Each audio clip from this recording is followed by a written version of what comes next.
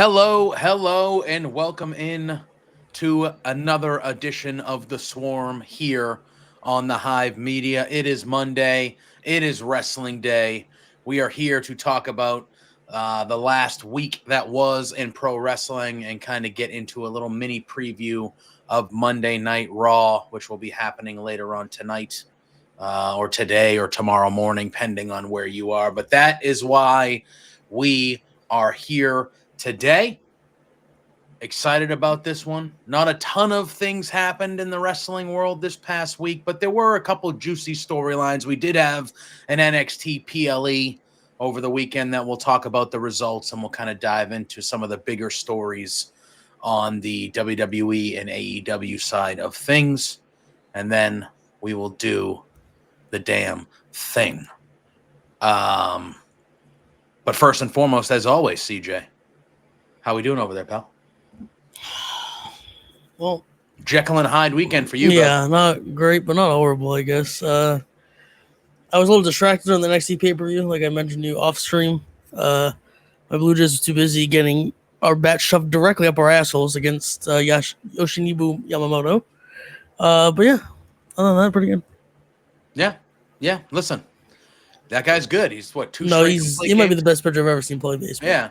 So throws 6 pitches, all very good. Like 2 straight complete games in the playoffs here, including obviously last night in a World Series game, which is quite impressive. Yeah. I mean, listen, that series is 1-1 going to LA. Obviously, I felt like you guys, wanted to take the first 2 games, but at least you split. Now you're going to have to go to LA and, at least win 1, but ideally win 2. No, so win all 3 and win the series. Why not? I mean, you could. You never know. But yeah, Yamamoto is quite good. He's quite good. But with that being said, we are here to talk about some pro wrestling. But before we do, I want to talk to you about our pals over at W Energy, the clean energy drink. Whether you're gearing up for another busy work week or you're gearing up for another busy, listen, there's stuff to watch every day. There's pro wrestling. The NBA's in full swing. NHL's in full swing. College football is getting to the meat. The NFL is, about to get to week 9 or 10, whatever week it is. There's stuff to watch literally every day. And if you need a boost, you need to pick me up, you need some energy, you go check out our pals over at W Energy, the clean energy drink. No sugars, no jitters, just clean energy. And this episode of The Swarm, as is every episode of The Swarm, is powered by our pals at W Energy. And if you head to their website, w.gg, you type in that promo code, The Hive, all one word, you will receive 10% off your order. So that is w.gg, promo code, The Hive, all one word, and you will get 10% off your order. So go check out our pals over at W Energy. No jitters, no sugars, just clean energy. There it is, man. There it is, man. Beautiful. Thank you. All right. Let's talk about Halloween Havoc. Mm-hmm. I know you had a lot of other things going on, but I feel like, we'll start there. There was a PLE last night at the time of recording, in Prescott Valley, Arizona. And this was a good little show. 6 matches. I thought all of the matches delivered. I thought some exceeded my expectations. But I thought this was a rather entertaining, good show. I feel like most NXT PLEs are. They've always been, too. Yeah. You can go back in every iteration. No matter what era. Yep. And they are always really good shows. And for me, one of the things that stuck out to me, and I think why I like the NXT PLEs, I even prefer them to the main roster shows, is it just feels like a wrestling show. There's no million different commercials and ads. There's no 15-minute video packages in between the match. It's just it just feels like, all right, here we go, match. Okay, yep. And I kind of missed that. I kind of missed that a little bit. But yeah, I thought this was a good show. The show started off with a tag team match. It was Javon Evans and Leon Slater teaming up to take on the AAA group of Mr. Iguana, who's just over as Rover. And La Parka, the legend. La Parka, this was a fun opener, almost went 18 minutes. Back and forth affair. Obviously, they were all doing their spots and their crazy moves. La Parka did? He's not the same one. Oh, I mean, listen, it's the character. It's different people playing. The character is. Yeah, sure. No, absolutely. The character absolutely is legendary. Yes, La Parka. Where's La Parka? I was just letting everybody know it's not the same person in case you didn't know. I was playing Booker T on Nitro and fucking whatever. I do want to give a shout out to my man Vic Joseph. Should be on the main roster.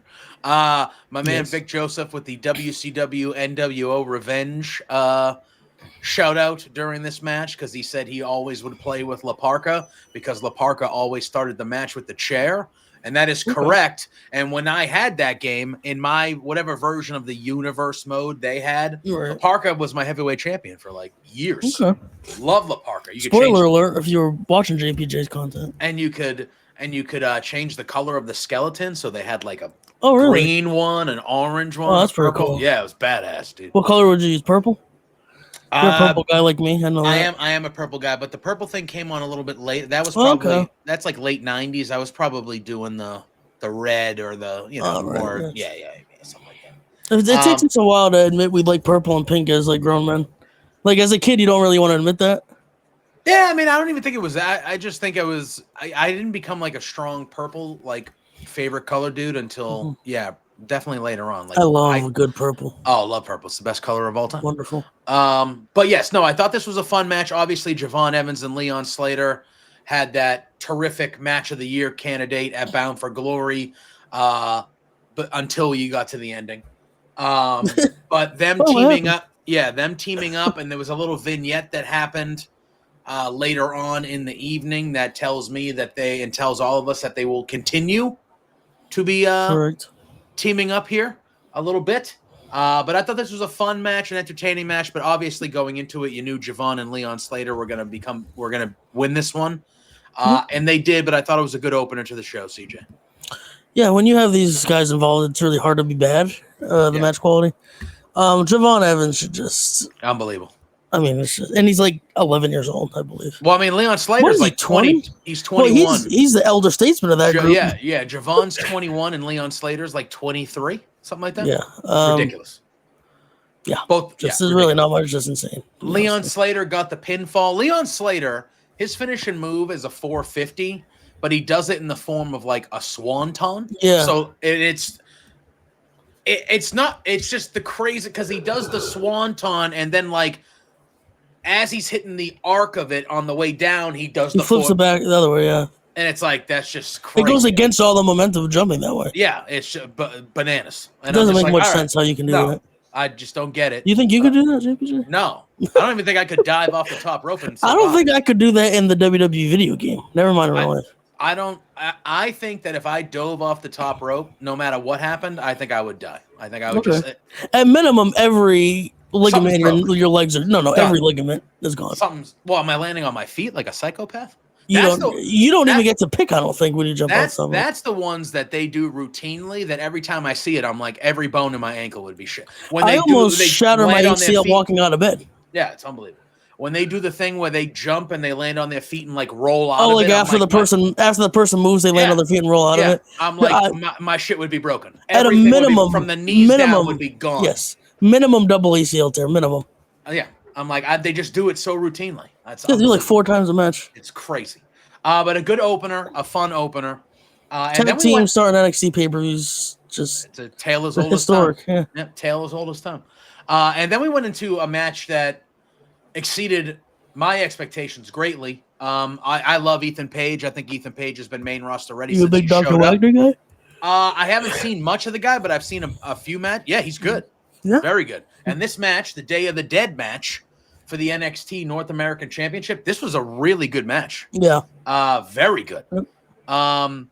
Ethan Page was busted open early, and he was busted open badly. He was wearing face paint. And his whole face was covered in red with the blood and stuff like that. There were multiple times in this match, even though that I thought this guy had no chance of winning this title, that I actually thought he might win. which tells me that it was a well laid out match. I did not expect this match to be as good as it was. But with that being said, Ethan Page did win and defend successfully his North American Championship. But I thought this was a real good match. Yeah, I wasn't, like you said, nothing to do with these two, really. It's just kind of a match that was just put together, so you didn't have really the super highest expectations for it. But it's almost like the first match. Like, it doesn't really matter when you have, like, Ethan Page and, I guess, Dr. Wagner. I'm not that familiar with him either. Yeah. But, yeah, it was never going to be a bad match, really. And especially when you add, like, the anything can happen type of aspect, it always just makes it a little more chaotic. And as you're a huge AEW, although I am the AEW guy on the show, of course, but you do like chaotic in your matches. Yeah. Especially PLE matches. We don't necessarily need it on a Raw and SmackDown. But in a match that involves a guy like Dr. Wagner, too, there's going to be some bullshit going on. Not bullshit in a bad way, but a lot of like extracurricular activity going on. Yeah, 100%. And the Day of the Dead whole thing that they had and the weapons and all that, it was great. It was great stuff. And then we flipped on over to a singles match for the NXT Women's North American Championship. And the caveat here was because of Sol Ruka's injury, Zarya was in this match and was defending the title on behalf. It was almost like a Freebird rule with a singles title. Yeah, it was on behalf of Sol Ruka, and she was going up against Blake Monroe. This was the shortest match on the card. It went just over 11 minutes. Yeah, it wasn't short by any means. No, but obviously this was a match that they weren't planning to have up until the last week, so they had to do kind of the best they could. I don't think it was a bad match by any point. And Blake Monroe, which I assume she was going to beat Sol Ruka. Probably, either way, it felt like here. But Blake Monroe did get the victory. She is the new NXT Women's North American Championship. There was a good spot in this match where Zarya took a bump on the steel steps, and it looked like her shoulder popped out. Yes. And the ref was contemplating stopping the match, and she was like, I can't go on. And Sol Ruka, because there was a lot of chatter coming, because Sol Ruka was at ringside. And there was a lot of chatter like, well, if she's really injured, why is she at ringside? A lot of people, including the people that were doing the watch-along, Peggy and Josh, were talking about it. They thought maybe Sol would turn, maybe, on Zarya. And they did it a very clever way where Zarya is trying to, get the shoulder back in place and what the hell and all this stuff. And Sol Ruka kind of grabs Zarya and pushes her into the post. And at first, I was like, "Oh shit, she's doing it! She's turning on her. She's popping her shoulder. She's just popping the shoulder back in." So they kind of did it in a clever way, where it was kind of like, "Oh, all right." But still, even that wasn't good enough. And Blake Monroe is the new. Even Zarya looked like she didn't really know what was going on at first, and then she's like, "Oh shit, wait a minute!" And then she's like, "I thought it was clever. I thought it was clever." It was very good. But Blake Monroe, her first title in WWE, her first singles title, obviously in NXT, but under the WWE umbrella, the new Women's North American Champion, CJ. I'm never angry at wrestling anymore. Really, with the on-screen results, I'm angry for several reasons, as we've discussed on the show, with the vaccine stuff or the non-kayfabe things. But I was a little angry because I want Blake Monroe on the main roster. She's so main roster like, it seems. But it looks like they're just gonna kind of probably a Rumble fight, I guess, a Rumble thing or a day after Rumble thing. So she can hold the title for a couple of months and then lose it maybe at the pay-per-view. They always do the night before the Rumble or the day of the Rumble. Now they kind of mix it up if they do it the day before the Rumble. Sometimes they do it the afternoon of, like they do with Mania. But it's gonna be in Saudi. What is Rumble? Yeah, the Rumble's in Saudi. So I don't know how that's gonna work, but I feel like Blake's not long for that title because I do think she's on main, unless they wait till the night after Mania, and then she can have a nice little run with it. Yeah, I wouldn't hate it. I agree with you. I feel the same way about Ethan Page. He's the men's North American champion. I feel like both those people. I mean, they're main roster ready. They are. And then we really had the surprise of the night. And this next match, it was JC Jane defending the NXT Women's Heavyweight Championship against Tatum Paxley. And this was a really good match. Obviously, the Culling and Fallon Henley and Laney Reed were at ringside throughout the match because of the shenanigans. Both sides got removed from ringside, and it became a one-on-one match. And it was a very good match. JC Jane deserves her flowers here for this. I just think she's very underappreciated, especially in the ring. She's very good in the ring, as is Tatum Paxley. I like. She's Tatum a very good. I love JC as like an actor. Like she sells everything with like her expressions and stuff like that. In my opinion, I feel like JC Jane's been main roster ready for well over a year. Early on. The NXT things, when it's someone that's really new, sometimes they have indie guys and girls go there and you can tell they're ready. They don't need NXT. But with the like developmental people that they brought in, JC is one of the first ones when she was, what the hell was the group called with Mandy and Toxic Attraction? Toxic Attraction. Even back then I felt like she was she's like the quintessential needed NXT, and you can see her development in terms of selling things, looking at being camera ready, as they call it, main roster camera ready. She's improved so much in that, and she's beyond ready for that, in my opinion. Yeah, I agree. But in this match, the surprise of the evening was she lost, JC Jane. Tatum Paxley, shockingly, and just a great, the ending sequence to this match ruled. The last 5 minutes of this match, the whole match was good, but the last 5 minutes was just spectacular. It picked up. Oh yeah, definitely went to a different level. And Tatum Paxley with the upset victory over JC Jane, and she is the new NXT Women's Champion.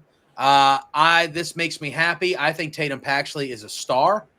I think she's great in the ring. I think she can talk. I know she's part of this group. I don't think she'll be part of this group much longer because I feel like, and they kind of did it at the end of this match where Izzy Dame had the title. And it looked like she was going to hit Tatum with it because I don't believe Izzy Dame is very much doing the fake I'm happy for you, but that should be me. I'm the main woman in this group. That should be me type of thing. So I don't expect Tatum to last this long in the group because I do think Izzy will kick her out. However, with that being said, they did a nifty little spot where it looked like she was going to hit Tatum with the belt, but she didn't, and she hit JC, and that led to the finish of Tatum winning. But this was a really good match, and this was a nice little surprise in this show. Yeah, go ahead. Sorry. I think it's one of those things where we're going to get a promo at some point. Izzy's going to turn on her and be like, I hit her with it instead of you because I think you're the easier win for me. Type of thing, like you were always the weak link of the group, so I hit you because I think you're going to be an easier target for me. And yeah, that's pretty much what they were doing. It didn't look like Izzy thought better of it. Like, no, I actually like Tatum. Let me hit JC instead. It was just like, I don't know how to explain it. Like her face just she still kind of looked like fuck you to Tatum as she hit JC with it. Yeah, but yeah, and I like Tatum winning the whole Halloween Havoc aspect too. It was kind of like the crazy girl or whatever character you want to call her is champion now. I agree. And then it was the tag team championship on the line. It was a broken rules match, as we saw broken Matt Hardy and Brother Nero, and Jeff Hardy coming out in the Fiend face paint. Just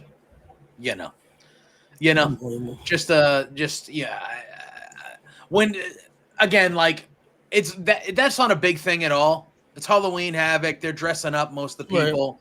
Blake Monroe had a Bride of Chucky gimmick on. She was wearing I get it. But you see stuff like that. And Matt Hardy, obviously, the broken Matt Hardy character had on screen. He was paired up with Bray for a while. He was a champion. They were tag team champions together. Bray returned to help Matt, after he had been out for a while. In the Battle Royal. Andre the Giant Battle Royal. He eliminated Baron Corbin. Correct. And Matt Hardy won it. So they had a history, and just to see just like that, and so Jeff Hardy comes out. He's got the face paint, which we're very used to Jeff Hardy wearing face paint. Yeah. But it's the Fiend face paint. They kind of did the pose in the ring where Jeff got down on his knees and was like the Bray Wyatt, and Matt was over. It was just really well done. And I know Bray Wyatt is your favorite ever. He was one of our favorites. We all, even if you didn't agree with his characters every once in a while, but it is very fucking rare in any wrestling company. Well, as well though, in every wrestling company, especially these days, you hear a bad story about somebody, even if it's one that you don't really agree with or you doubt. There's not even a fake bad Bray Wyatt story. Yeah. About any wrestler or any interaction anybody's ever had with him. Yeah. So I thought that was a nice touch. That was like a nice, like sweet, emotional thing. Yeah, I it know was. on screen, both Josh and Peggy were pretty, they were emotional about it. It was just a nice little add on. And then they had this match, and this match was fucking awesome. Mhm. Um, The Hardys can still go, especially if it's like a TLC type of match. yeah. Longest match on the show. Those young upstarts, the Hardys and Dark They State. have a good career ahead of them, I would say. Yeah, I think so. I think they have a good one. What one will say they could potentially be the greatest tag team of all time, CJ. I But still think they have a Mania match this year, but next year, I guess I think, technically. yeah, I would agree, and I think that could be it. I think that could be it. I don't know their I'd be fine contract with them having a situation, but Mania I think match that as could be well. it. Yep. But this one, Real quick, who would have thought in 2026 WrestleMania the return of the Hardys and Chris Jericho? yeah, They're yeah, unbelievable. yeah, Nice young talent. yeah. Dark State won this one, man. They They win probably their should have. they win their NXT tag titles back by defeating the Hardy Boys. Jeff did a massive spot off a ladder, as we would expect, but he missed and went through 2 tables, which kind of took him out of the fray. And Matt Hardy took the finish from Dark State, and it was the numbers game. It was 2-on-2, but all 4 members of Dark State were out there. All 4 members got involved, and that was just too much for the Hardys. And Dark State did win their titles back by defeating the Hardys. And then we saw kind of a vignette from Leon and Javon Evans saying, hey, let's go for the tag titles. And Dark State was the team that ruined their great match at Bound for Glory. So that makes sense that the next PLE or next big event they have, that seems like the tag team title match for sure. It makes all the sense in the world. It could be a Gold Rush. It could be at Gold Rush. They could do it on that 2-week thing if they want, or they could hold it off for Deadline in December. But either way, it feels like that is the destination. Wouldn't be shocked if Javon and Leon won those titles. Also wouldn't be shocked if one of them turned and joined. It was the leader of Dark State. But either way, I thought this was a good match. I know some people were like, why the fuck did you have Dark State win? I mean, listen. The Hardys clearly won those belts, so the NXT titles would be involved in the Dudleys match. That is the only reason they won. And those they could belts. say they won those. Just add another one to their resume. You could say they won them. You get the pop of that night of them winning them. They show up to the Bound for Glory show as the NXT champions as well as the TNA champions, and then they do the job to get the young team over and give them the belts back. That's what this was for. And if you're going to use the Hardys, that's what they should be doing. They don't need to be. Correct. You know what I mean? Like, it's a perfect way to use them. It made sense. I'm not super high on Dark State in general. I think it's been kind of a dud of a group, the way they were kind of building them up, but I don't think they've done bad work. I just think you have 4 guys that aren't really still established at all. So I feel like that's tough to get a group over, like really over like that, when there's not at least that one central figure that everybody's like, oh, all right. You know what I mean? Mm-hmm. But all in all, I thought this was a good match. And yeah, Dark State are the new tag champs. Yeah, I enjoyed this match more than most of the matches on the card. Probably, I think, again, I watched it back afterwards, but I had it on. I'm a Blue Jays fan, for those that don't watch the sports show, so I was watching the World Series game too alongside of it. But so I think this was they did that stand up to cancer thing in the Jonas Brothers concert during the World Series game. Okay. Like that, I think that's when this match happened. So I remember this match more vividly because I think this is the one I really watched live, like in full, kind of. But like I said, I watched it, recorded later on. But so I think this one just sticks out more than me because I was able to fully focus on it live. Mm-hmm. But yeah, again, especially if it's like a no holds barred or TLC or whatever, the Hardys can still fucking do amazing work. Oh yeah. If it's like a traditional tag match that lasts like 15 minutes, it might get a little weary. But when you can hide all of those deficiencies, obviously, in matches like this. And Dark State as well aren't exactly polished yet in a lot of aspects. So this was a great, what the hell am I thinking? Like a type of match to have for both of these groups. Mm-hmm. But yeah, I really enjoyed it. Probably more than I thought I was going to. That's probably the theme of most of these matches. I enjoyed it more than I thought I was going to. Yeah. Heading into it. Yeah, I agree. And then we were at our main event. It was for the NXT World Heavyweight Championship. It was Ricky Saint's first title defense as champion, and he was going up against former NXT Heavyweight Champion and former TNA Heavyweight Champion Trick Williams. Good little match between these guys. Never need to see him in NXT again. That was where I was going to lead after this. So Ricky Saints did get the victory, did retain successfully in his first title defense. We can talk about the match. I thought the match was good. I mean, it's not going to be bad with these two guys. No. I thought the match was good. But yes, I was going to ask, where does Trick Williams go from here? It feels like he has nothing else to do or accomplish in NXT. He's done it all. World champion, good guy, bad guy, TNA champion. He's done everything you need to do down there. Like, to me, it's no brainer. Like, the next time we see him, it should be on the main roster. He does not need to be down there anymore at all, CJ. Nope. He's done everything he can. He's done everything he can in fucking TNA at this point. Yeah. There's really no reason for him to be with TNA or NXT at this point. And not even if you wanted to hold him off a little bit for a Rumble thing, you can, I guess, but you don't even need to wait for that, in my opinion. I don't think so. I'm gonna be honest with you, and I know, like, I think both these guys will be single stars. Why don't just bring them up and put them with Melo? I think we get a Rumble spot like that they work together in the Rumble. Yeah, I'm pretty sure we get something like that. It worked in NXT. Melo just turned on the Miz. You're not really doing anything with Melo that you should be, or to the level that you should be. Oh. Bring Trick up and have him just be with Melo. It'll work on SmackDown. It'll work.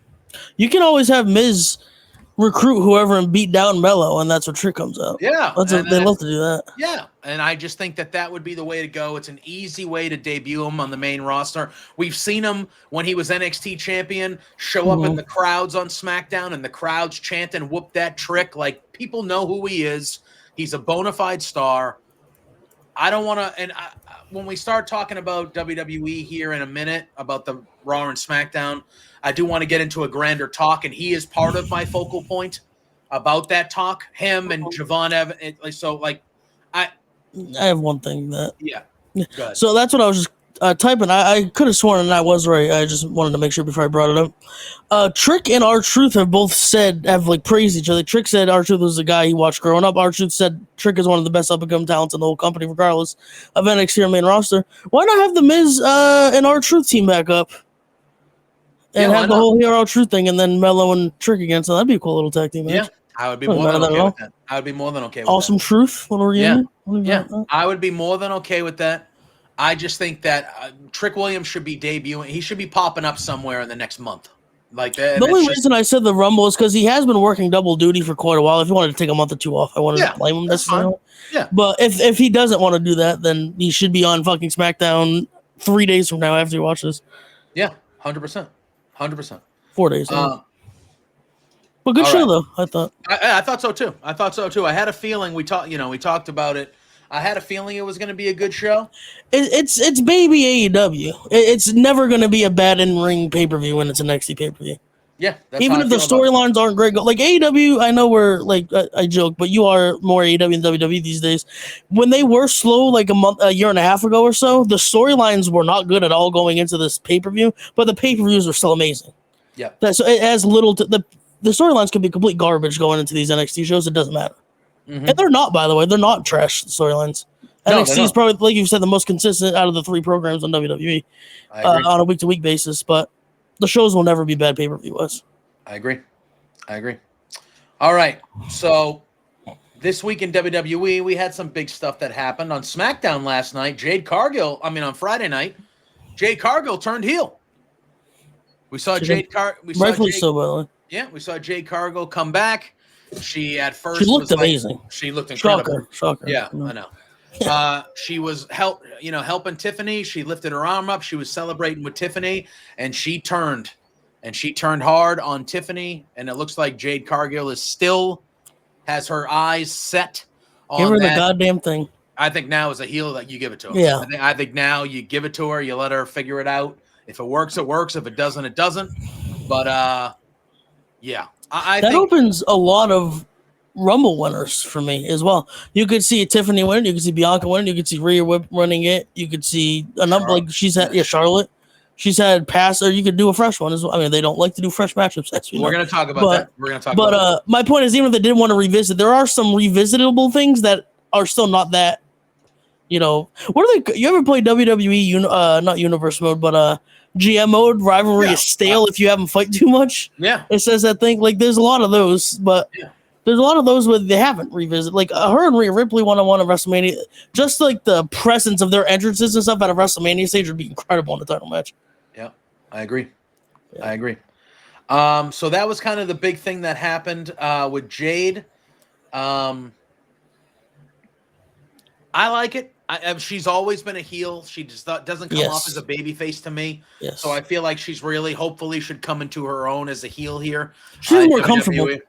1,000%. You could tell immediately.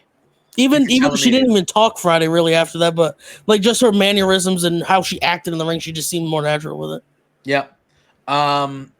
Our new WWE United States champion, Ilya Dragunov, is continued the U.S. Open Challenge, which I'm glad they did because it is one of the best parts of SmackDown. And this week was answered by Aleister Black, who was on screen. They had their first ever entrance with Selena as a pairing. It was like a snake. Yeah, very cool. And this match fucking humped. Real surprise. I know. Great match. Which saw Ilya Dragunov obviously retain. If WWE are going to give us the same matchups over and over again, can it just be like these? Yeah.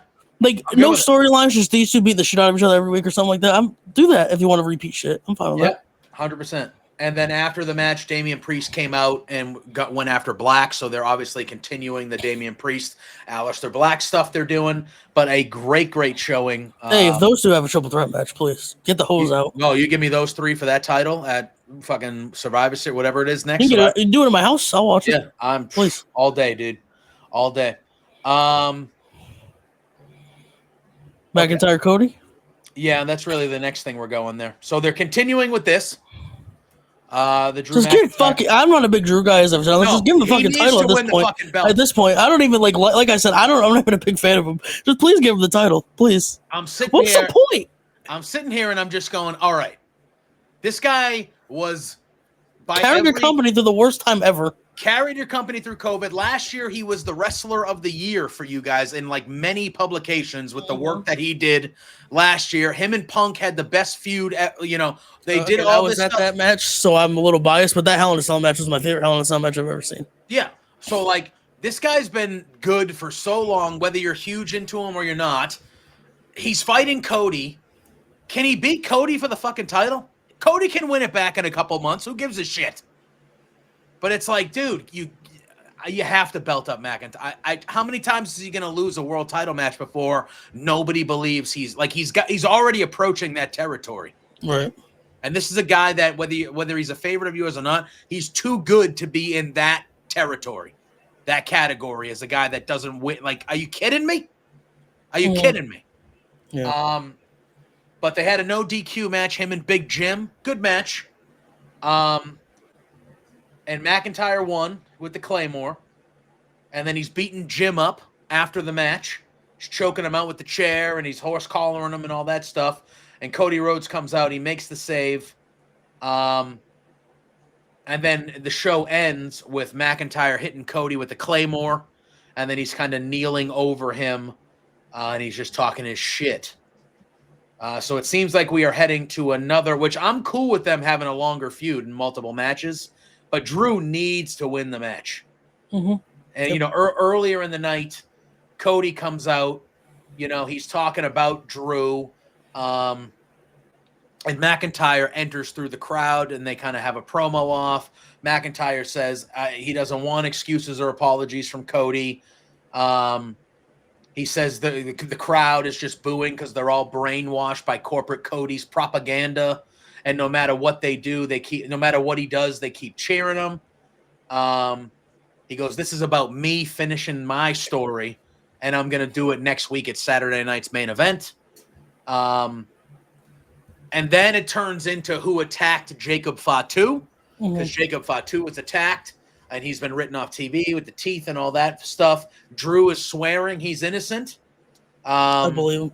I agree. I believe him too, because that's what Drew was saying at the end of the show. He was leaning over Cody and he was saying, "It wasn't me. I didn't do it. I'm innocent. It wasn't me." Because Cody is pretty hell bent that it was like he's pretty like it was you did, and Drew's like it wasn't me. But it looks like we're continuing this. Which we again, have betting odds out for that match. You want to guess what they are? This is on a Saturday night's main event, yeah. Mm-hmm. Cody has to be the favorite. You can guess both matches if you want. I would say CM Punk is probably the overwhelming, because we're going to talk about that next. CM Punk is probably the overwhelming favorite in that match. Overwhelming. He's a slight favorite. Slight? Cody is a huge favorite. Minus 1,000. Okay, I feel like that would go the other way. CM Punk's plus 250. I mean, minus 250. My apologies. Minus 250. Really? Yeah. Okay. All right, well, let's talk. Let's talk. It's going to be Cody and Punk winning, obviously. Let's talk about it, yeah. All right. Now, this is your rant here. I don't like it, but I'm not nearly as pissed off about it as you are. So you go right ahead. I'll drink my iced tea. All right.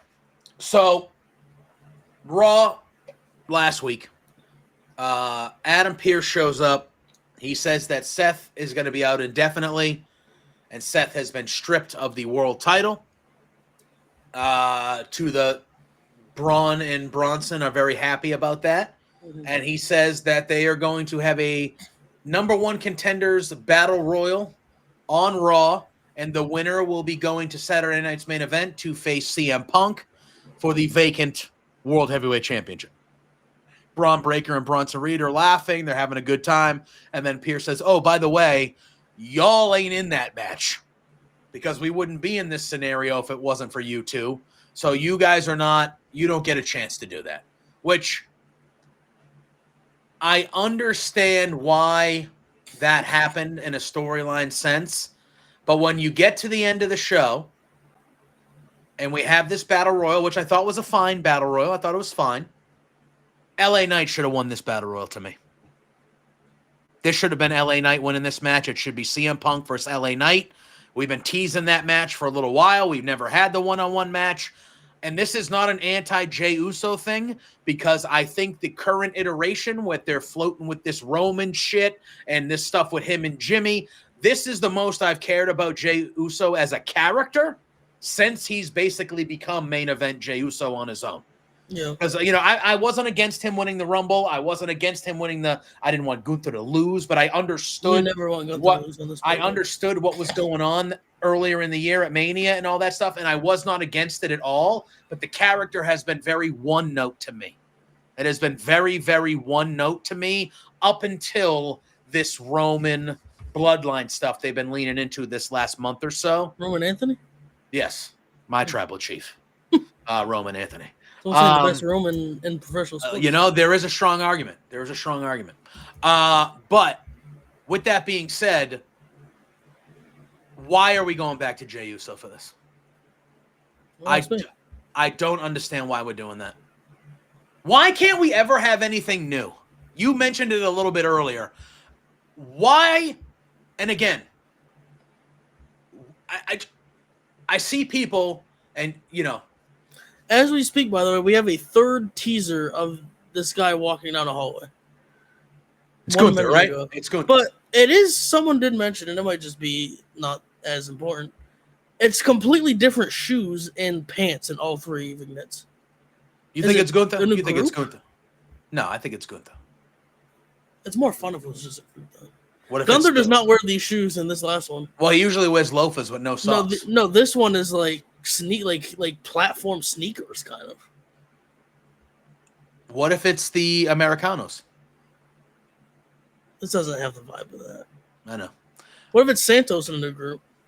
What's that contract? So people thinking he's leaving? No, he renewed.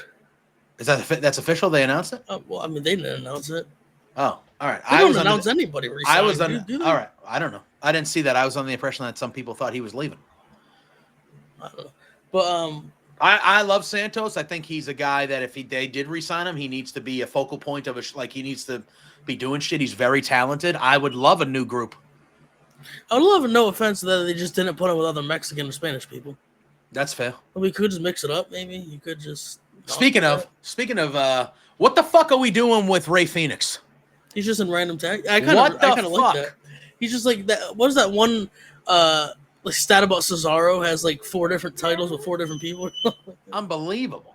We just just random ass fucking Penta. Can we? Yes, that's what I'm saying. If we're just going to be putting Rey Fenix with random ass partners all the time, just put him with Penta. I feel like he knows somebody in the company that he's like one of the best tag teams of all time with that's available. Yeah, almost. It's almost like they might be related. No way. Yeah, Not and that- they that's came over crazy. together. Like they What? left. I mean, And they one almost, of by them the was way, held hostage, but like, you know what I mean? They almost, by the way, like broke the law to come over, Yeah. like legally. And if they would have, if that contract stuff didn't happen, Penta wouldn't have come. Wasn't wouldn't Penta have- like tampering, like legally? I don't know. Illegally? Yeah, it was something weird. Yeah. But like if the Rey Fenix stuff didn't happen over at AEW, they would have come over as a tag team. Like they would have debuted as Lucha Bros as a tag team, but it didn't. And then Penta just like a ball of fire was immediately over, as everybody knew he was going to be. He's the coolest motherfucker on earth. Like he was over as Rover. And then Ray finally. By the way, the comes pictures over. he posts of his little girl with like the mini Penta masks. Oh my fucking god, unbelievable! I can't do it. The cutest thing I've ever seen in my life. Yeah. But no, like, so they're just putting him with every available singles wrestler that's a man that isn't named Penta. Yeah. Except for Penta, just all of them but him. Yeah, I would think so. Are they just doing this so like? I don't get it. Penta, I mean, Ray's getting his ass beat by Shinsuke. He turns on him and then Penta saves him. Like, is that what? Like, I mean, can we just get to it at that point? If that's what are we waiting? What are we waiting for? I want to be mad at Shinsuke leading the little group that turns on Rey Fenix. That'd be kind of cool. I would love Shinsuke to do whatever, as long as I love Shinsuke. Like, let him on TV. I get it. You know what? WWE, like Vince liked to do this, I guess, more than Triple H, but they would like to do like a fuck the establishment thing, but also it's like a fuck the establishment because I was underused because my company sucks, even though Vince is like telling on himself when he did that. Yeah. What if Triple H did that with like a Santos, a Shinsuke, another, you know what I mean? Just like all like the outsiders that like got fucked over by WWE type of thing. Yeah. That'd be kind of cool. I wouldn't hate it. I would not hate that at all. That's too fun though. Man, let me tell you, dude. It's like, what the hell, dude? And then, all right, so I just, all right, so like in a greater sense, I feel like, okay, and here's how I feel. I feel like that, unfortunately, Seth Rollins gets hurt, and WWE has to think on their feet, and they need to, and there's just such a chance for them to be creative here. I disagree with you on this one part. They just go back to Jey Uso. It's like, Braun Breaker and Bronson Reed should have ruined the end of that, and they should not have allowed a winner to happen at that Battle Royal. I think if the point was to get the title on Punk, don't veer away from it and do too much stupid shit. I just, you know, we're talking about, at the beginning of the show, when we talk about NXT, we're talking about Javon Evans, who's 21 years old. Well, if Punk... Like, why do I have to wait 15 years for this guy to get to the fucking main event? If Seth didn't get hurt, what do you think the plan was for Saturday Night Main Event? Punk, I think Rollins was going to beat Punk. You think he was going to beat Punk? Yes. Okay, well, I don't think so. You thought Punk was going to beat him anyway? That's why I think they're just doing this just to get the... Okay, let's just get title on Punk and then let's get creative after that. Really? Yeah. Because I told you that's why I kind of went a little bit cold on like our year-long prediction of Sami Zayn winning the Rumble because I didn't think Seth was going to have the title anymore. Yeah, maybe. It wouldn't really make sense. And again, no one cares. If Sami Zayn wins the Rumble, I don't give a fuck if he fights fucking El Torito at WrestleMania. But he could fight Braun and it would make sense. Right. But it makes less sense, I'm saying, if it was Punk and Cody as the champions. That's than it would if it was Seth or Braun. Yeah, I don't know. I'm just sitting here and I'm just like, again, you just had an opportunity to do something different. Give me a fresh, like, if Punk's winning, he can't fight somebody different. No, because they might have plans with that other person. Yeah, I guess. I don't know. And then I just, to me, it just feels like for the last couple years, and it's longer than that, but it feels like for the last couple years, like if you're not 40 years old, that's a different issue that I do agree with. But you're not in the main event. And it's like, dude, like, where is like, what are we waiting for with some of these? Like, why are we not using Carmelo Hayes the way that we're using Carmelo Hayes? I look baffling because Triple H was such a good booker in NXT. Yeah, and I look at a guy like Javon Evans or Trick Williams. Like, I want Trick Williams to come up to the main roster, but I don't want Trick Williams to come up to the main roster and be dwindling around for 2 fucking years, not doing anything. Like Melo. Chance of that. Yes. And I look at Javon Evans and I'm like, he's 21 years old. You had him fighting on back-to-back SmackDowns, and the crowd is literally chanting, "He's so bouncy." And shit, and he's 21, and I'm like, it's gonna be a decade before this guy sniffs a world title. That's being generous. Well, yes, and I'm like, what are we doing? You'd only be 31, JPJ. That's way too young. What are we doing? Like, why do we not? I just Where's like don't the get it. Randy Ortons and stuff? You know what I mean? That's what I'm Like, saying. And again, I'm not saying this to talk about the guy, because fuck that guy. But Heyman brought it up to Braun on Monday. He said Brock Lesnar in 2002. oh, they meant fuck Paulie. What Paul? No.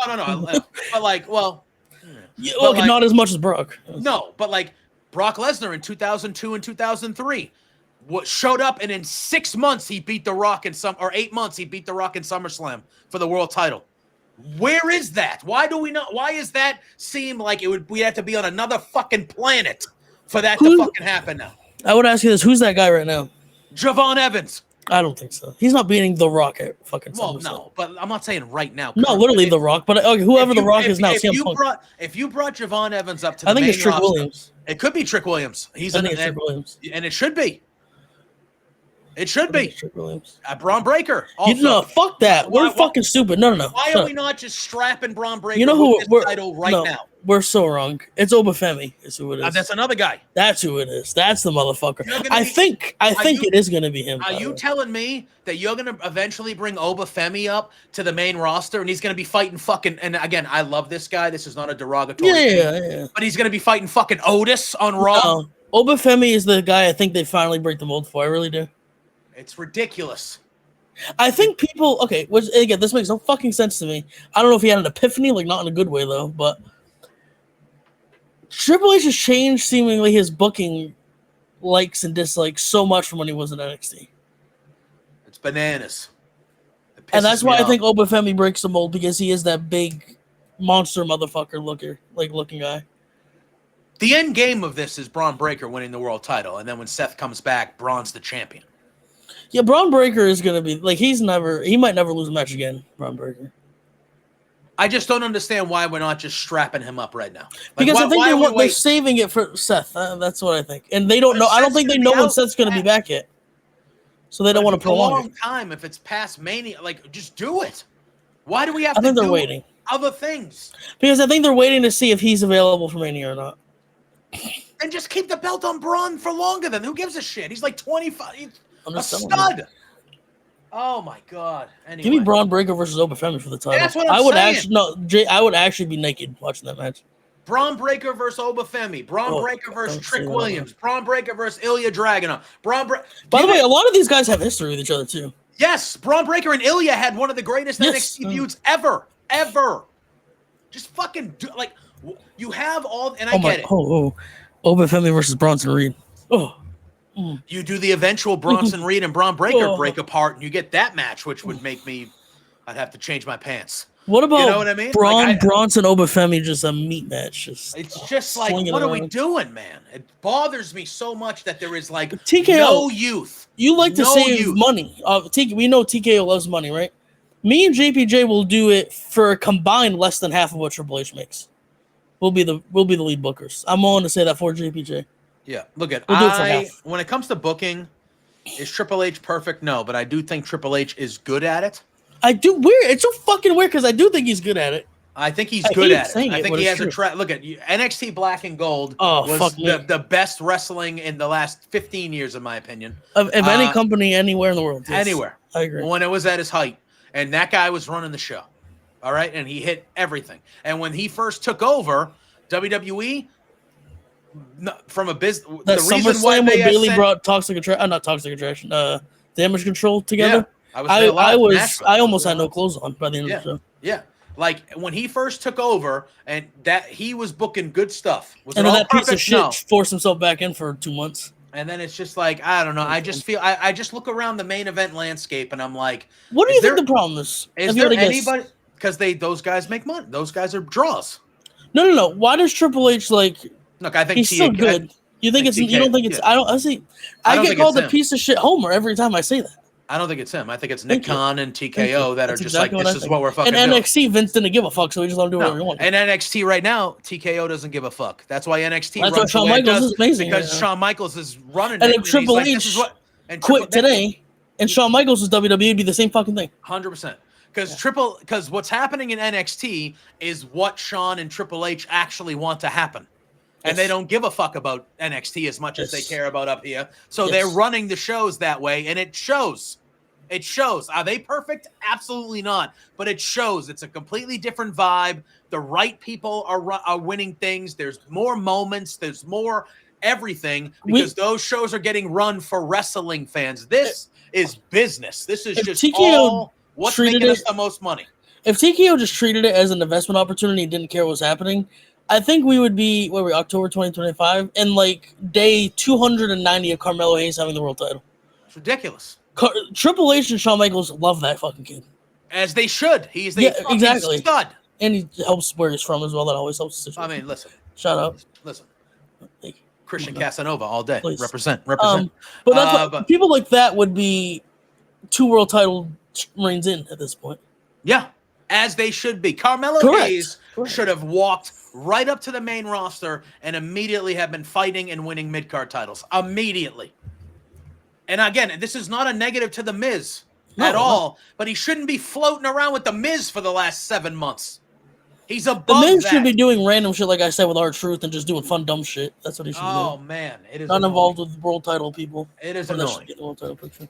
But I thank you for saying it, so I don't have to say. Every time I say, I don't ever talk online anymore about wrestling because people are just fucking insane. But the one I always seem like I'm defending Triple H, which I'm not. There's so much to complain about. But I think it's 80% not him. Yeah, I don't think he has. I think he is given what to do, and then it's his job to navigate to the end point. Yes, and he's doing the best he can, navigating to the end point. But I think TKO looks at it and they go, Cody, Punk, Jey Uso's over. Brock when he's available. Brock when he's around. Cena, obviously, this last year. Or, they look at, 5 or 6 guys and they go, those are the guys. They book, the fucking Saudi Arabian people requested. Remember they used to request women? Oh, my God. That report that they, requested Hulk Hogan and Yokozuna? Yeah, or the Ultimate Warrior. Because somebody watched King of the Ring 94 and was like, I want to see that match again. They requested Ultimate Warrior. I was like, buddy, he's been dead for 10 years. Yokozuna's been dead for 15 years, man. Do you remember that report? It was a real report too. It was one of the first years that they went there. They wanted. They were like, can we have this match with Yokozuna and the Ultimate Warrior? I was like, pardon me? Yeah, Yokozuna passed away a long time ago, bro. I love Yokozuna. Please, one of my all-time favorites. I love the big guys. But I was just that's what it seems like to me. They're like, oh, Brock Lesnar and John Cena were the top, and John Cena is still the biggest show on the company. You know what I mean? It's like they book it's 2005. Yeah, it's like they whoever was a big wrestling fan. Nick Khan was a huge wrestling fan 20 years ago, so he's like, oh, let's do this. That'll work. Unbelievable. You think there's a chance when they all finally retire, it'll be good again?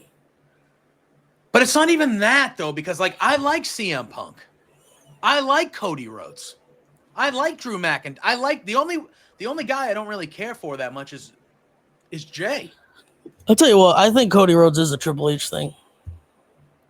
I don't think Cody Rhodes will ever not be in the world title. But he should be in the fifth. He's the face of the company. But I just mean, it's such all the appearances, the shows. I don't have a problem with Cody being the champion and being the champ and being I have no problem with that. But can we get a fresh face? I don't care if Cody beats him, but can Cody fight someone fucking new for the title? So he's just gonna beat Drew, and is it gonna end finally? Maybe. I don't know. What's the next show after Survivor Series? Is it Rumble? No, they don't do a December one. Yeah, it would be Rumble. Well, I guess it's John Cena's they're doing the thing. Saturday. Yeah, but I feel like that's just going to be. I think they stack it. I don't think they're doing more than. Usually they do 5 matches. I don't think they're doing more than 3 matches. Maybe. I think it could be stacked. But I think it's going to be. I think it's going to be a lot of Cena pomp and circumstance that whole time, as it should be.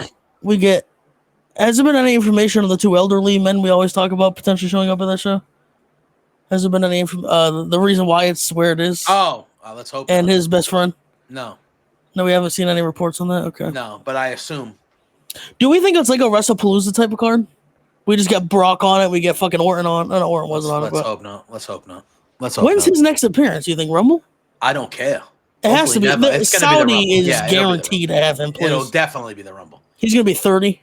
At the latest, it'll definitely be the Rumble. I wonder who his Mania match is. Gunther? To be fair, as much as we hate him and most people with a brain hate him, a lot of these wrestlers do like him. Okay. No. So I'm saying though, like, so I think they'll request to like work with him. Is what I'm saying. Like a Maybe. Gunther.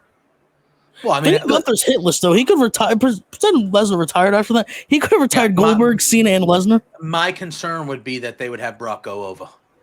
Gunther, fuck you. No way. That would be my concern. No shot. I'm on to bet money on that one. If it's Gunther, the way not just they've a been random booking person. things the last 6 months, what makes you think otherwise? I mean, he said one match. What do you mean they've been booking things? No, like just in general, as the overall, like we just said that they only care about their stars. I feel like they think that Brock would be more of that than Gunther. Do they not? I disagree. No, but I think he only beat Cena because it was Cena's second or third to last match. I think in up and coming. Oh, not up and like he's up. You know what I mean. Gunther has a future ahead of him. Cena had 2 months of a future ahead of him. So I think they thought in the grand aspect of things, it doesn't affect their future in any, which it doesn't, by the way. Yeah. But I really do think he might be done after WrestleMania. Let's hope.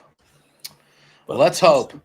All right. Other things that happened on Raw, we have new tag team champions as AJ, the unlikely pairing of AJ Styles and Dragon Lee. No, just kidding.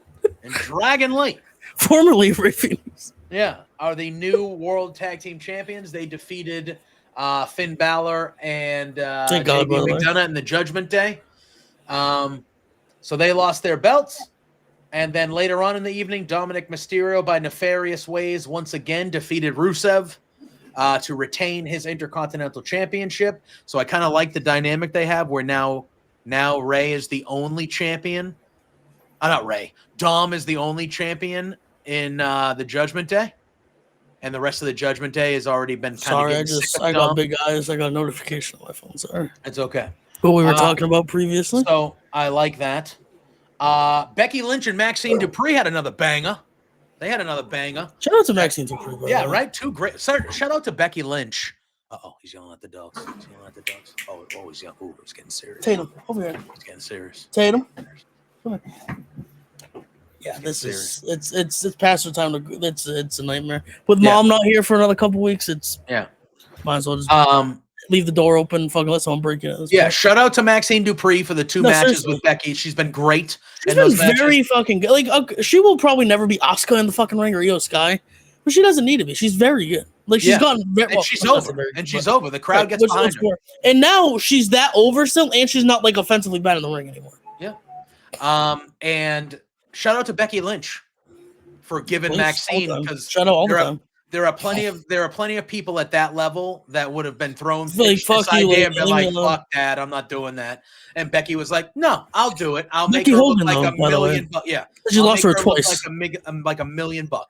And that's what she did.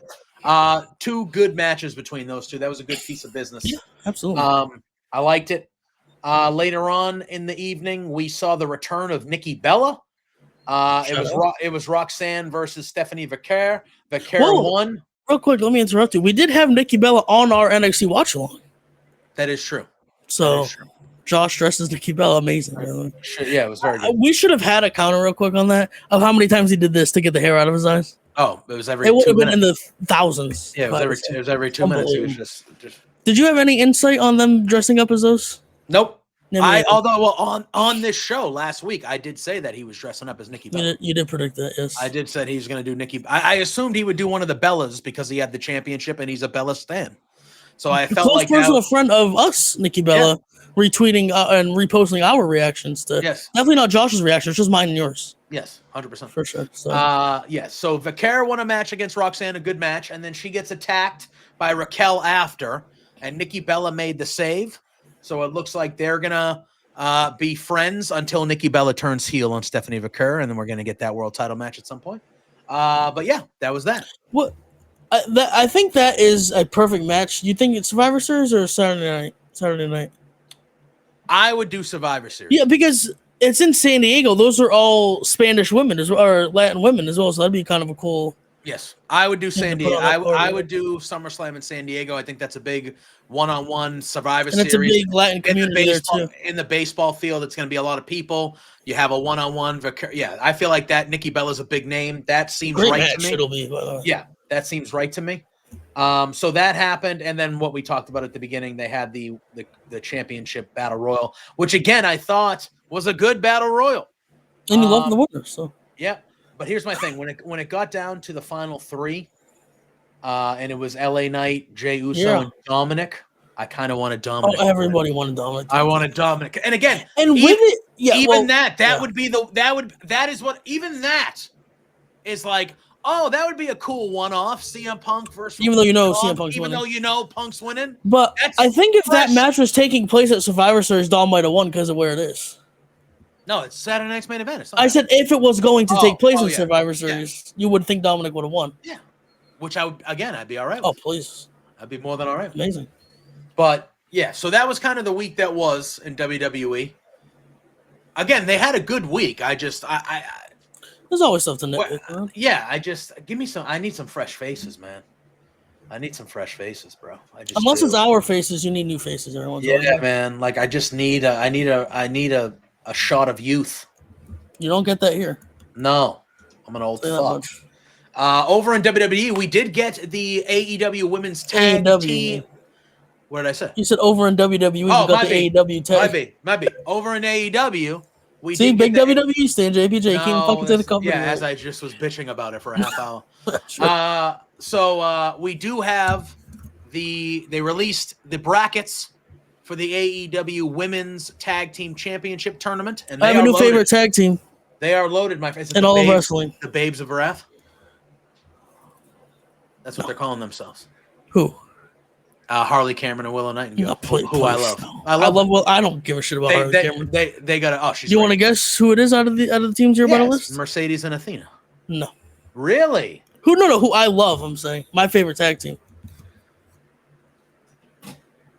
And this is not facetious of me. My actual favorite tag team wrestling. The Timeless Love Bombs? Absolutely not. No shot.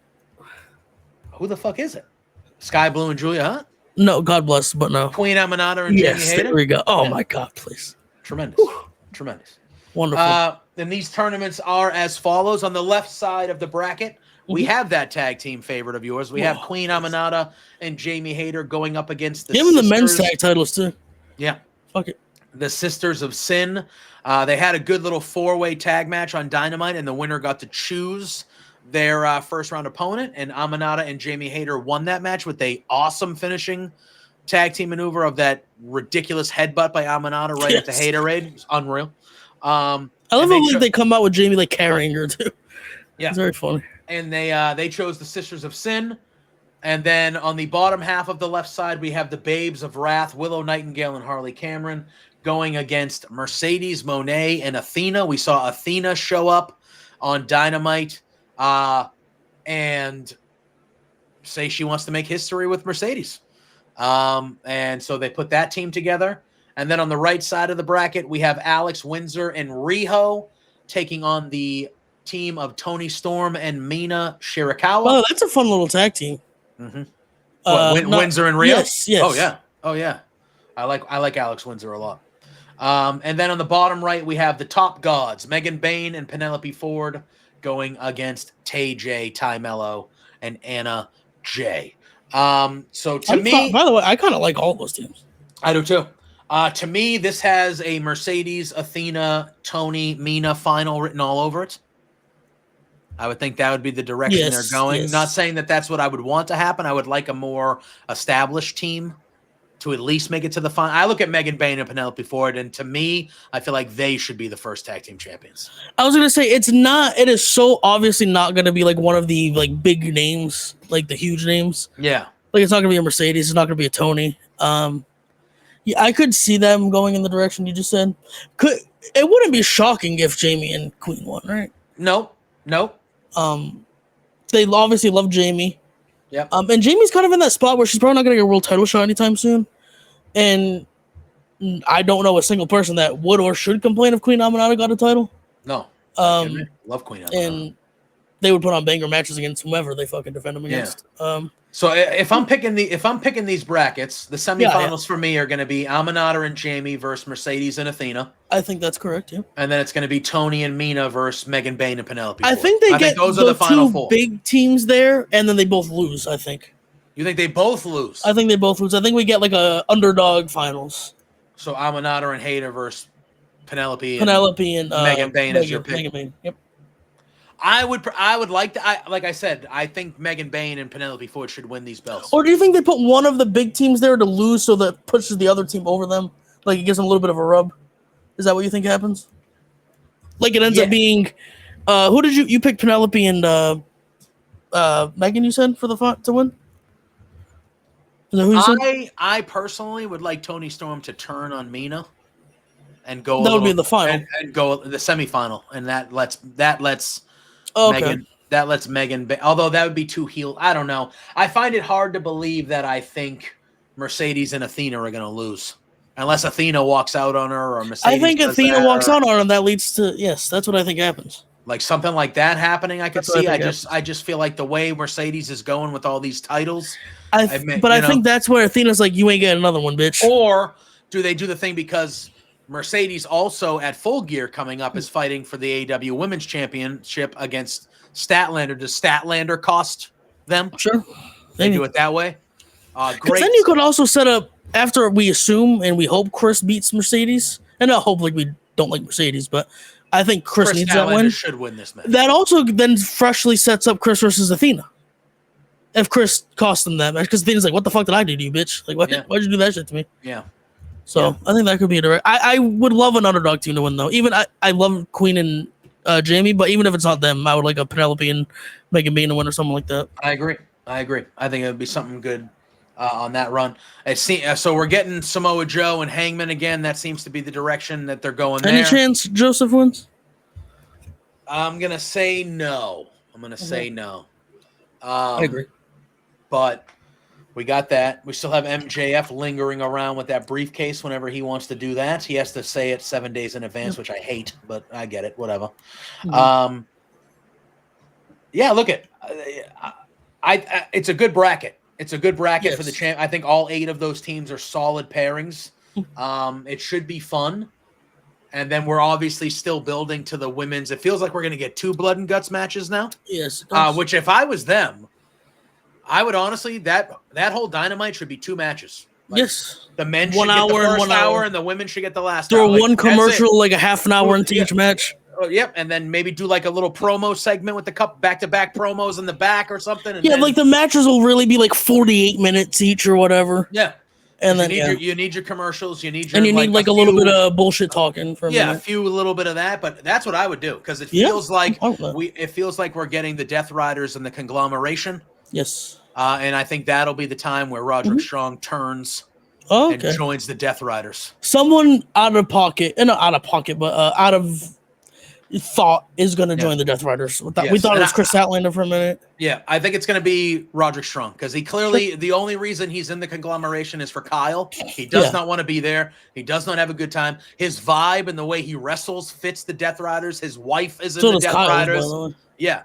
Speaking of Kyle and Moxley had a fucking banger on Dynamite. That was my type. That was my type of wrestling. Just beat. That's a JPJ match. Mat-based. Beating the shit out of each other, submissions, grappling, and Are you okay? During the match I was sweating. I was like, were you doing? I'm fine now. Okay. But it's gone down. I also loved. It never really goes up that much. But I love the ending of this match because you had Moxley quit to Darby to end the pay-per-view. Yeah. And then the end of this match, Kyle was going to beat him. He was going to tap out to Kyle, and he just fucking walloped the referee to get disqualified because he'd rather lose that way than lose by tapping out again. And you can see when he still talks, Moxley is very confident, but you can see, especially in that match with Kyle, the way he was moving, you could see him doubting himself. He was doubting himself. A little bit of desperation too. And I think that's a very neat thing they can lean into with Moxley. Because Moxley's been this unnerving, nothing bothers him. He's this like steadfast dude. And that's how he gets his swagger back, is taking away Roderick Strong from him. Yeah. That makes sense. Yeah. So we're continuing to build to Blood and Guts. We're continuing to build to Full Gear, which is still over a month away or so, or a little under a month away now. Yeah. But AEW is still good shows, man. They're chugging along. They're staying the course. They're having good matches. I thought Dynamite was good. I thought Collision was really good as well. They had that massive 8-man tag for all the money, which was a really good spot. I Poor thought Bucks are still poor, by the way. you lean into it, man. They might be turning babyface soon. It feels like they're kind of leaning. Well, everybody can relate to being poor, so Yep. like them. So unfortunate. Sad. It's sad what happened over there. Yeah, of course. Yeah, I feel so bad for them. It's not like they're really going home to their 8-figure fucking bank accounts or anything. No, they're actually poor. Yeah. But yeah, so that's really what's going on in the AEW Dynamite. The former Tegan Knox showed up. Yes. So she seems to be under the AEW wing now, as Nixon Newell showed up in a backstage segment. She's going to be in a tag match. Yeah. So good to see her kind of back on TV, back in a major company. She's back on a major, yeah. Yeah, obviously had some horrendous luck injury-wise. Let's hope that doesn't continue. And then was released by WWE. So good to see her. She's it's great. It's never like a fucking dislocated elbow either. It's always just this devastating ACL injury. The fact that the way it happened back then, where she tore the ACL, came back, and then immediately tore the other one, it was like, holy shit, man. I thought she was selling it at first. I was like, oh, they're playing into like, oh, she just came back from knee surgery. She's going to get her knee torn up. But nope, it was torn again. Brutal. But it's good to see her back. So, yeah, I look at AEW. I really like what they're doing, especially with the women's division. There's a focal point to it. Let's hope this isn't just a here you go, shut the hell up, and then it goes into the abyss after the tournament. Yeah, let's hope not. We won't beat them up for something they haven't done yet. So no, yeah. So they're still humming along. Anything else on the wrestling side of things we didn't talk about? I think that's even more than we planned to talk about. I agree. Usually how it goes on here. All right, CJ. Yeah, we'll have a 35-minute show. We say before. We look up. It's an hour and 20 minutes. That's what we do. We sit here and we go, oh, there's not a ton to talk about. Yeah, it's Sunday night. Like you want to go be with your wife. I got to deal with the dogs and stuff like that. It's like let's just go hang out. And it's been an hour and 20 minutes. First of all, wife. I'm not married. I do say that. How dare you? I'm a piece of garbage. Don't share my stuff with the internet like that. Listen. The internet doesn't even know I'm a phantom out here, bro. I do what I want. I just float.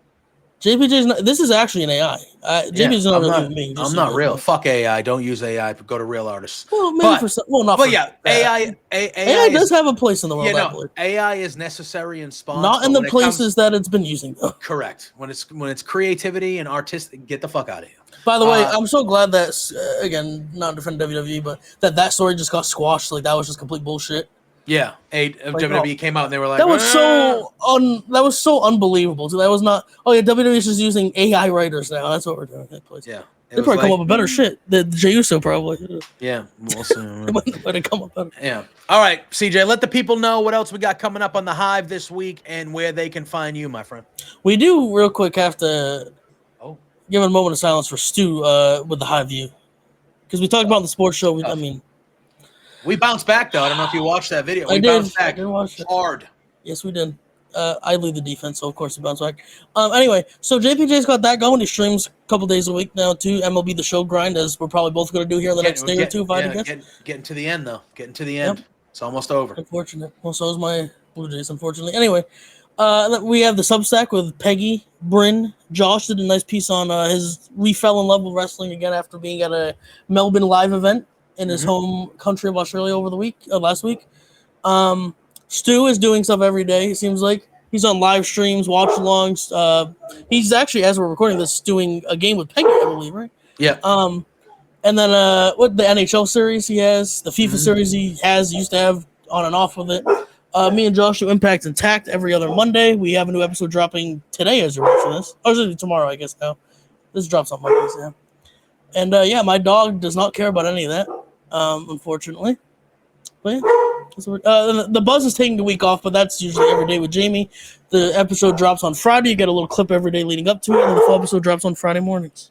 Yeah, and then watch-alongs Monday nights for Monday Night Raw or Tuesday, wherever you are. But on Raw time, it is myself and Josh here every week giving you the Raw watch-along. And then on Wednesdays, it is Peggy and Jamie for the AEW Dynamite watch-along.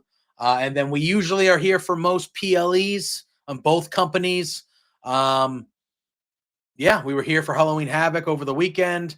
Are we doing Saturday Night's Main Event? No. Are we? I think so. Are we? All right. I just don't think the team has been revealed. Has been announced yet. All right. So, keep a lookout, but we usually do watch alongs for every major event for both companies, AEW and WWE. So, yeah, that's what we do here at the Hive. We got a bunch of stuff. Obviously, you can catch CJ and I here every Monday and Saturday with the Swarm. And go check out our pals at W Energy, w.gg, promo code the Hive. You get 10% off a future order. So, CJ, let the people know where they can follow you. CJF Wrights on Twitter. If you are watching this, I will be celebrating 24 hours after Brian Kelly has just been fired by LSU. So thank you. He got fired right now? He just got fired. That's why I lit up looking at my phone a few minutes ago. Officially, during our recording, and there's a press conference at 8 o'clock Central, so in 35 minutes. Wow. All right, there you go. Let's just say I'm happy the camera's aimed where it is. Let's just say that. Fair. You can follow me, JPJ Loves Gaming, everywhere. Appreciate you all tuning in every week and supporting this show. CJ and I love doing it. Yeah, man. So check out this, follow us here at the Hive _media everywhere. Follow both of us. Appreciate all the support. And until next time, we will see you real soon. Have a great rest of the week. Peace.